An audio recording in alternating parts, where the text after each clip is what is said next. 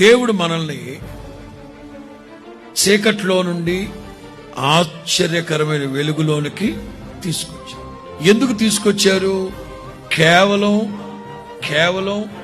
మీరు దీపస్తంభం మీద పెట్టబడిన దీపాల వలె ఉండాలి, మీరు లోకానికి వెలుగై, అంతేనా?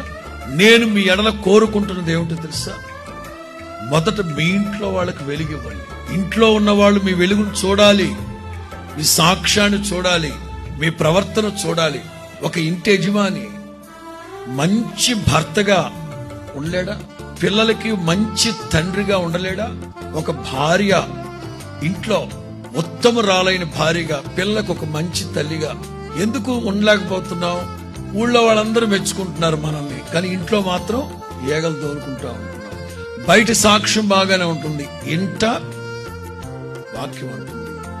నేను మీకు నిజమైన వెలుగై ఉంటే నేను మీతో చెప్పేది ఏంటంటే, ఒకడు నన్ను వెంబడించిన ఎడల వాడు ఏమాత్రం చీకట్లో ఉండడు. అలాగని ఊళ్ళో వాళ్ళకు మాత్రమే వెలిగించి ఇంట్లో వాళ్ళందరినీ చీకట్లో కూర్చోబెట్టి దరిద్రుడే ఉండకూడదు. ఇంట్లో వాళ్ళందరికీ కూడా వెలిగించే ఒక మంచి సత్ప్రవర్తన